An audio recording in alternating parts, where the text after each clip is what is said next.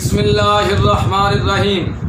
چھٹی نو کا اجرا اختصار کے ساتھ جو ہم نے کیا ہے اور ترکیب اس کی اللہ کے فضل و کرم سے ہو چکی ہے. اب ہم چھٹی نو کا ترجمہ کرتے ہیں. النوع السادس، چھٹی نو. نو دمانہ نو تے سادس دمانہ چھٹی. چھٹی نو ایسے حروف کے بیان میں ہے جو حروف فعل مضارع کو جزم دیتے ہیں. جو حروف فعل مضارع کو جزم دیتے ہیں اور وہ 7 حروف ہیں. اچھا واہ بھائی توجہ تمہاری ہے. اور وہ 5 حروف ہیں. آپ نے یہ پانچوں نحمیر کے اندر پڑھے تھے نا. حروف جازمہ کل 5 ہیں. ان کا میں نے آپ کو لفظی عمل بھی پڑھا دیا تھا اور معنوی عمل بھی پڑھا دیا تھا. اور وہ 5 حروف ہیں یعنی لم اور لما اور لام امر اور لائے نہی. اور ان اس حال میں کہ وہ ان شرط اور جزا کے لیے ہے. اس حال میں کہ وہ ان یہ ترجمہ ہم نے کیا بدل اور مبدل منہ والا. اب ہم ترجمہ کرتے ہیں. ان کو بناتے ہیں مبتدا محذوف کی خبر. تو لم سے پہلے ہم کیا نکال لیں گے جی؟ احدھا. ان 5 میں سے ایک لم ہے اور ان 5 میں سے دوسرا لما ہے. پہلے مبتدا محذوف نکالتے جائیں گے نا. اور ان 5 میں سے تیسرا لام امر ہے اور ان 5 میں سے چوتھا لائے نہی ہے اور ان 5 میں سے 5واں ان ہے.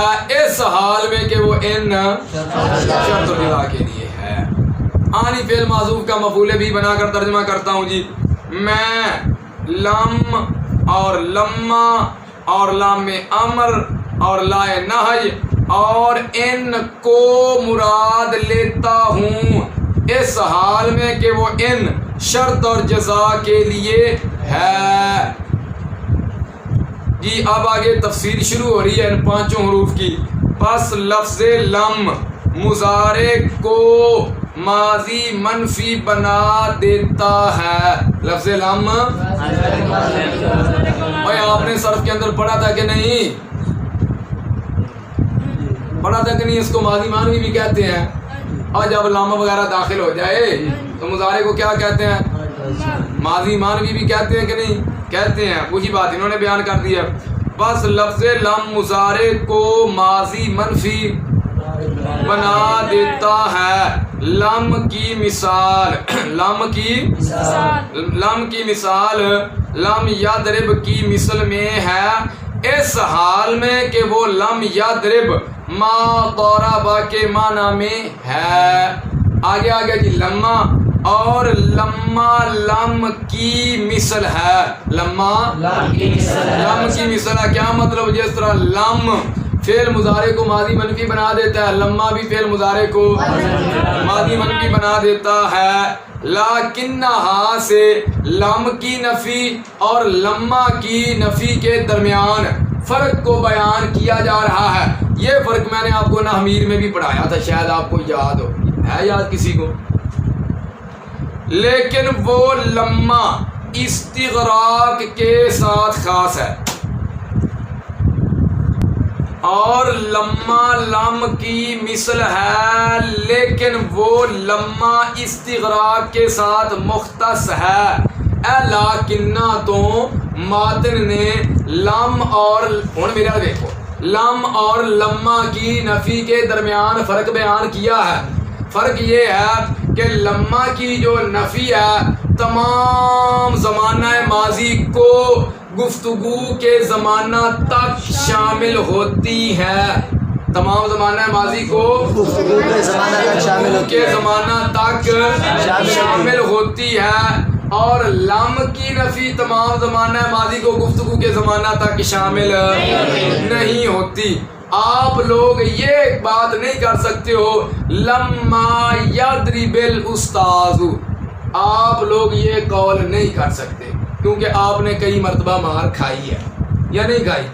آپ نے یہ کہا لما یضرب الاستاذ، استاد نے اب تک نہیں مارا.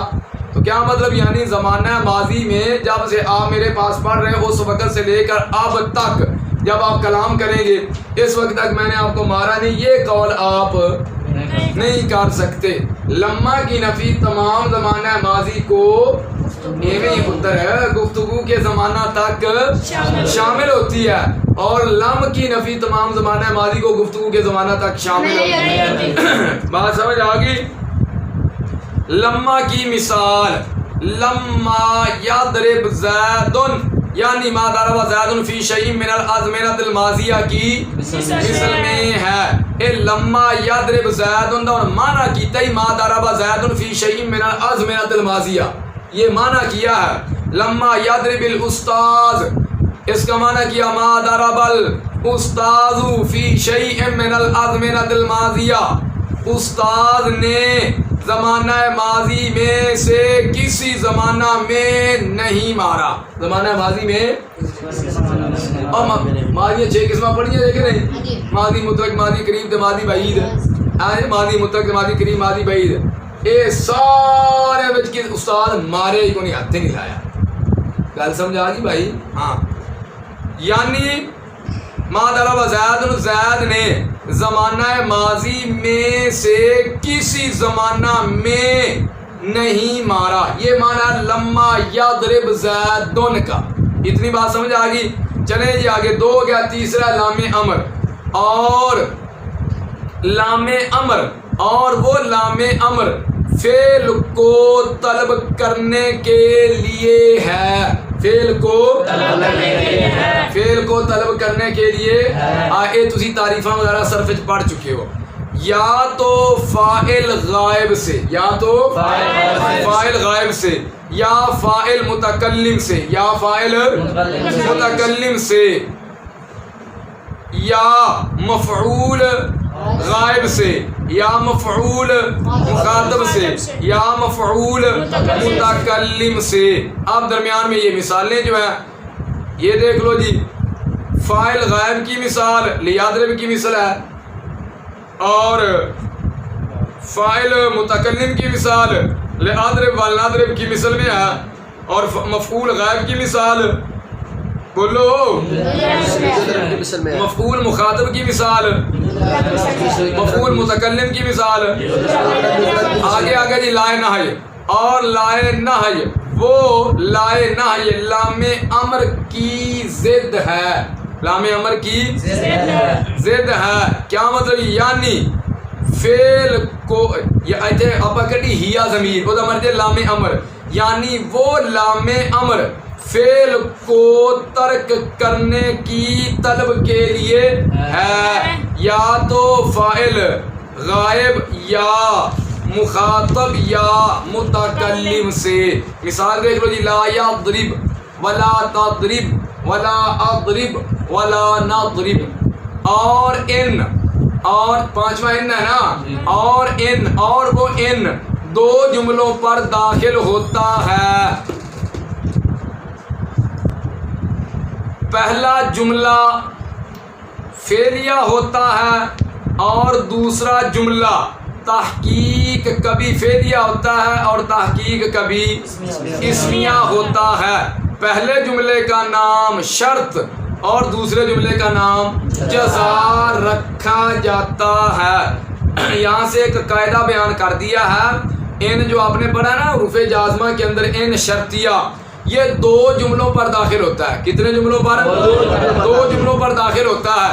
پہلا جملہ جو ہے نا پکی بات ہے وہ فعلیہ ہوگا, اور ان جو ہے نا ان یہ فعل پر داخل ہوتا ہے, اسم پر داخل.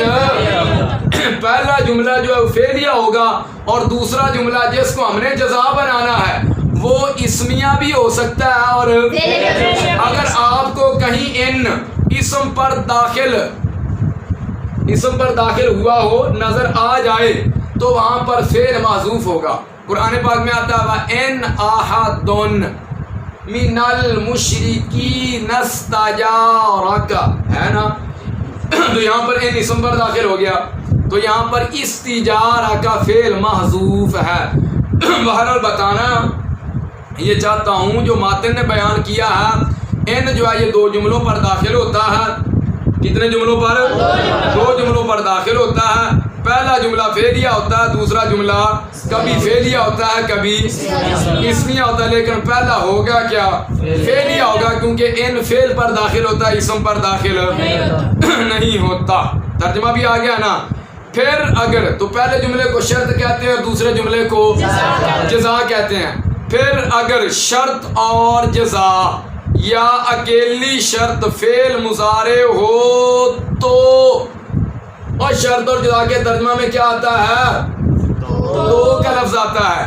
پھر اگر شرط اور جزا, کیا شرط اور جزا یا اکیلی شرط فعل مضارع ہو تو فعل مضارع کو ان وجوب کے طریقہ پر جزم دے گا. یہی قاعدہ آپ نے پڑھا ہے نامیر کے اندر. شرط اور جزا دونوں فعل مضارع ہوں یا شرط فعل مضارع ہو تو ان فعل مضارع کو جزم دے گا نا. تو ان پر جزم پڑھنا کیا ہے؟ واجب ہے. جزم پڑھنا کیا ہوتا ہے؟ تو ان فعل مضارع کو وجوب کے طریقے پر جزم دے گا. یہ بات آپ نے نامیر میں بھی پڑھ لی ہے. اس کی مثال دیکھو بھائی, جیسے ان تضرب اضرب, شرط بھی فعل مضارع ہے, جزا بھی فعل, تو ہیں دونوں شرط اور جزا دونوں ہیں کہ نہیں؟ مجزوم, دونوں ہی مجزوم ہیں. وَإِن تَضْرِبْ ضَرَبْتَ, شرط فعل مضارع ہے, جزا فعل, تو شرط کو آپ دیکھ لو جی, مجزوم ہے کہ نہیں؟ مجزوم ہے. وَإِن تَضْرِبْ فَزَيْدٌ ضَارِبٌ, شرط فعل مضارع ہے, جزا فعل مضارع نہیں ہے, کچھ اور ہے, ماضی بھی ہو سکتی ہے, کوئی اور بھی آ سکتی ہے نا. یہ جملہ اسمیہ آ گئی ہے, تو شرط پر جزم کا پڑھنا کیا ہے یہاں پر؟ واجب ہے. اور اگر جزا اکیلی فعل مضارع ہو, اور اگر اکیلی کتنا معنی کیتا ہے؟ وحدت کیتا ہے. اور اگر جزا اکیلی فعل مضارع ہو تو ان فعل مضارع کو جواز کے طریقہ پر جزم دے گا. یعنی شرط فعل ماضی آ گئی ہے, جزا فعل مضارع آ گئی ہے, تو اب یہاں پر دو صورتیں جائز ہیں. فعل مضارع پر جزم بھی پڑھ سکتے ہیں اور جیسے بھائی دیکھ لو, ان ضربت اضرب اضرب, یہ قاعدے آپ نے نامیر کے اندر بھی اچھی طرح سے پڑھ لیے تھے. یہ آپ کا 6 9 کا ترجمہ بھی مکمل ہو گیا.